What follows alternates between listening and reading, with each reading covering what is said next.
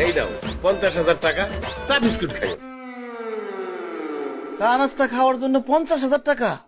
আর যদি লাঞ্চ করার জন্য দিতেন তাহলে কয় টাকা দিতেন? কেন 5 লাখ? আল্লাহ, তুমি এটা কি করছো? সকালবেলা আমার ঘুম থেকে উঠাইছো কেন? আমার দুপুরে উঠাইতে, তাহলে লাঞ্চ করার লেগে আমি টাকাটা পাইতাম। আমার যে কি খুশি লাগতেছে, আমার মাথা মাথা ঘুরতেছে, মনে হয় করে যাবো। আম্মা জান, আপনার পাটা একটু আগাই দেন। আসসালামু আলাইকুম। আল্লাহ তোমার বাসায় রাখুন, দীর্ঘজীবী হও। এই যে বাবা, আমার পক্ষ থেকে তো শোনাচ্ছেন, দিতে কলাই পড়ে দে। জামাই বাবাজি, উপহারটা ছোট, কিন্তু আমার ভালোবাসাটা অনেক বড়। আম্মা জান, আপনার কাছ থেকে এরকম ছোট ছোট ভালোবাসা আমি সারা জীবন চাই। অবশ্যই। শালিকা, তোমারও কি সালাম করতে হইব নাকি? না, আমার সালাম করানো লাগবে না, কিন্তু আমার লাগে একটু কোলাকুলি করলেই হইব। কোলাকুলি করি। ওইছে সাদ দিছা, ওইছে। দুলা ভাই, আপনার লেগে আমি একটা সুন্দর দিকটা গড়ি আনছি। এই গড়িটা হাতে পড়বেন আর আমার কথা মনে করবেন। ঠিক আছে। আব্বা, এখন তো আমার আফসোস হইতাছে। আমি তোমার মাইয়া না হইয়া মাইয়ার জামাই হইলে তো কত কত গিফট পাইতাম। আমার হাত খালি হ্যাঁ, হাত ভরা গিফট। আমার ভালো লাগে না, আমি তো কই নাই বাড়িতে, তোমার জামাই না। থাকুন না কই ঘরে ঢুকে যেতেছে গা।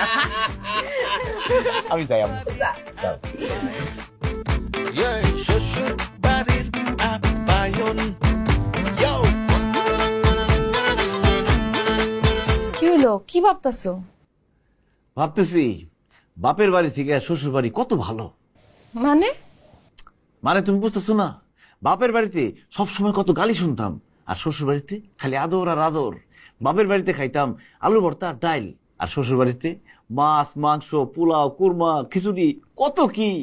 বাপের বাড়িতে থাকতাম ভাঙা ঘরে, আর শ্বশুর বাড়িতে আলিশান বাড়িতে। বাপের বাড়িতে সবসময় সবাই আমার অপমান করতো, আর শ্বশুর বাড়িতে খালি সম্মান আর সম্মান। আহারে, কেন যে শ্বশুর বাড়ি বাপের বাড়ি হলো না। না না, আমি সিদ্ধান্ত নিয়ে ফেলাইছি। কি সিদ্ধান্ত নিছো? আমি এখন থেকে আমার শ্বশুর বাড়িতে থাকুম, বাপের বাড়িতে আমি আর কোনোদিন যাবো না। কি করতেছো তুমি? সত্যি? অবশ্যই সত্যি। শ্বশুর বাড়ির এত আদর যত্ন, এত মজার মজার খাবার, এইগুলা ফালাই আমি বাপের বাড়ি যাবো কি মরতে? কিন্তু তোমার মা বা ভাই ভাবি সবাই আমারে দিয়ে যে কত কাম করাইতো, আমার লাগে খারাপ ব্যবহার করতো, সেটার কি হইব? তার প্রতিশোধ আমি নিব। কাল খাই আমি আর তুমি আমার বাপের বাড়ি যাবো, যাইয়া এতদিন তারা আমাদের সাথে যা করছে তার প্রতিশোধ নিবো, ইচ্ছা মতো কথা শোনাই দিয়ামু, আর তাকে জানাই দিয়ামু যে সারা জীবনের জন্য আমি শ্বশুর বাড়ি চলে গেলাম। আচ্ছা ঠিক আছে, কালকেই চলো।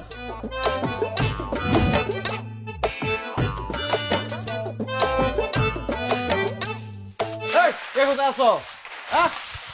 বাড়িতে কেউ আছে? ওই কারো তো দেখতেছি না। ওই সবাই কি হয়েছে? এত চিৎকার তুমি ডাকতেছো কেন? কইছে নাকি? ডাকতেছি কারণ তুমি যে সারা জীবন আমার গালাগালি করছো, আমার লগে চিল্লা ফাল্লা করছো, আমার ভালো মন্দ খাইতে দাও নাই, সেটার প্রতিশোধ নিতে আইছি। কি কইলি? আমি তোর বাপ, পুরাই আমার উপর প্রতিশোধ নিবি? সব অবশ্যই প্রতিশোধ নিবো, কারণ এখন আর তোমার আমি ভয় পাই না। আমার পিছনে আমার শ্বশুরের হাত আছে, আমার শ্বশুর বাড়ি আছে। তুমি জানি কি বলতো আমারে? আমি বলে বেকার বাদাইমা। তুমি যে সারা জীবন কাম করছো, কামের লোক হয়ে কি করছো?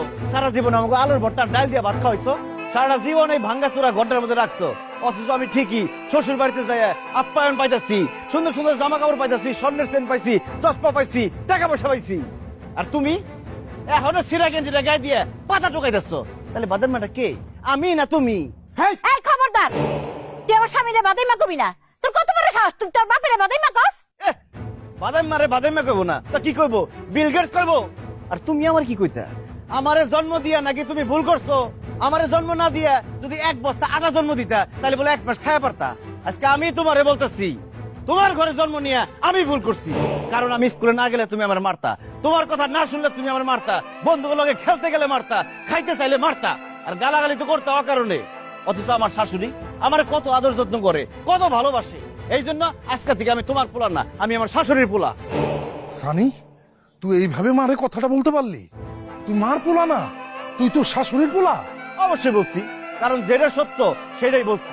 আর আপনি আপনি আমার কি বলতেন? আপনি আমারে বলতেন আমার দিয়ে জীবনে নাকি কিছু হইব না, আমি নাকি সারা জীবন না খেয়ে থাকবো। আমি আপনারে কইতেছি, আপনার দিয়ে জীবনে কিছু হইব না, সারা জীবন আপনি না খেয়ে থাকবেন। আপনি গরিব ছিলেন না, সারা জীবন গরিবই থাকবেন, করবেনও গরিব। অথচ আমার দেখেন শ্বশুর বাড়িতে যাইয়া আমি আমার লাইফ সেটেল করে ফেলাইছি, আর আপনি আপনার বোর সিরা আসলের নিচে সারা জীবন থাইকা ধুকে ধুকে মরবেন। আয় সানি, খবরদার, আমার স্বামীর সাথে চিল্লায় উল্টাপাল্টা কথা কইবা না। তাহলে কিন্তু খবর আছে। তুই আমার জামাইয়ের সামনে চিল্লাচিল্লি করে কথা কবি না। এই বাড়িতে আওয়ার পরে তুই আমার কি কইছিলি? হ্যাঁ, আমি অকর্মা, আমি বেয়াদব, আমি কামসরা, আমার দিয়ে বাড়ি সব কাম করাইছিলি। আজকে আমি তোরে কইতাছি, তুই অকর্মা, তুই কামসর, তুই বেয়াদব, তুই অসভ্য, তুই একটা খারাপ মহিলা। আব্বা, আপনার সামনে আপনার ছোট ছেলের বউ এত কিছু বলতেছে, আপনি কিচ্ছু কইবেন না? খবরদার বৌমা, আমার বড় পুলার বল লাগার একটা বাজে কথা কইলে তোমারে আর আমার পুলা আমার তোমার জামাইরে ঘরে ধরে বাড়ি থেকে বের করে দেবো, আর কোনো জায়গায় বের দেবো না। আইসে আমাকে বাড়ির থেকে ঘাড় ধাক্কা দিয়ে বাইর করে দিব, যে না ভাঙ্গা বাড়ি আমার বাড়ির থেকে ঘাড় ধাক্কা দিয়ে বাইর করে দেওয়ার অহংকার করতেছে। শোনেন, একটা কথা ক্লিয়ার করে শুনে রাখেন, আজকে থেকে আমি এই ভাঙ্গা বাড়িতে আর থাকুম না। সারা জীবনের জন্য আমি শ্বশুর বাড়িতে থাকুম, কারণ শ্বশুর বাড়ি মধুর হাড়ি, আর আমার শ্বশুর বাড়ি খালি মধুর হাড়ি না, মধুর ড্রাম। সানি, এক জায়গায় বেশি দিন পড়ে থাকলে বেশি দাম থাকে না। আর তুই যদি তোর শ্বশুর বাড়িতে পড়ে থাকস, দিনের পর দিন তোরও শ্বশুর বাড়িতে দাম থাকবো না। আমার দাম আমার শ্বশুর শাশুড়ির কাছে ঠিকই থাকবো, তোমার কাছে আমার কোনো দাম আসলো না। এই জন্য সারা জীবনের জন্য আমি আমার শ্বশুর বাড়িতে যাইতেছি। তুই আমার বাপ মারে অপমান কইরা, আমার বউরে গালাগালি কইরা আমারে কথা শুনে এই বাড়ি থেকে চলে যাইতেছস। মনে রাখিস, এই বাড়িতে জীবনে আর কোনোদিন তুই ঢুকতে পারবি না। যে না ভাঙ্গা বাড়ি আর 2 কাঠা জমি, এই জায়গায় ভাগ দিতে আসবো কেরা? শোনো, আজকে থেকে তোমার মতো ফকিরনিরে এই আমার যা ভাগ আছে সব দান করে দিয়ে গেলাম। ফকিরনিরা কই টাকাটা খাই, আমি আর এখানে জীবনে কোনোদিন আসবো না, কারণ আমার পিছে আমার শ্বশুর আছে, আমার শ্বশুর বাড়ি আছে। এইসব ফকিরনির সাথে কথা কই লাভ নেই। চলো টুম্পা, আসো। সানি সানি সানি বাবা, সানি সানি সানি সানি